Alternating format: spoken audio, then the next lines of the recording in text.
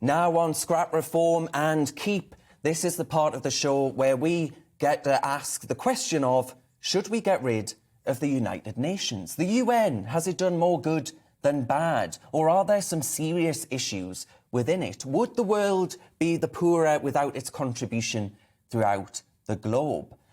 Unni Turrettini is an international lawyer and author of Betraying the Nobel, and she joins me now. Unni, thank you very much for your company today. What is the actual purpose of the United Nations, first of all? Thank you so much for having me, Darren. So the purpose of the United Nations, it was established to basically bring stability to the world and peace. So that is the only purpose of the United Nations, is to propose to be a stabilitator and to be a peaceful institution. Yeah, do you actually think it's effective, frankly, in its core mission? Because in your book, which I have read, it's a great read, you actually criticise the fact that the Nobel Prize has been given out to the UN quite often, frankly, and you actually say, well, I'm not sure it has a record that justifies such an august reward. Absolutely, you bring up a great point there, Darren. It's the Nobel Peace Prize has been handed to the United Nations, I believe 17 or 18 times now. And the United Nations, although it has done good, it also has a track record of abuse, of sexual abuse, even of children, with the UN peacekeeping forces. And also, it's bogged down by a very heavy bureaucracy. And the UN Security Council, which consists of 15 member states, they are not even representing our world today. I mean, Africa is not represented. Central and South America is not represented either. So it is not an effective. And also, the Security Council also often is blocked because the member states cannot agree. So often they are, there's an inability to take action when needed.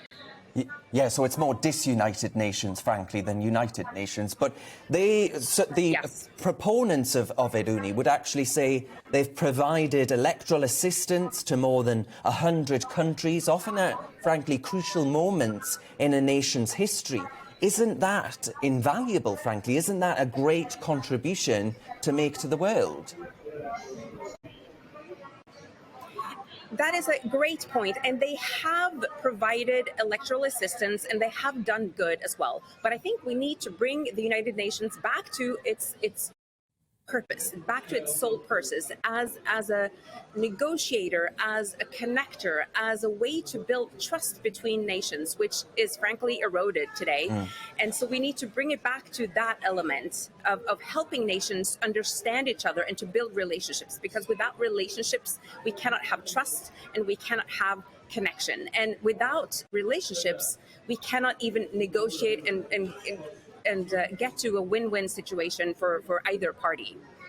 So, Unni, then, as far as whether or not we should scrap, reform, or indeed keep the UN, what are you going with? I'm assuming reform.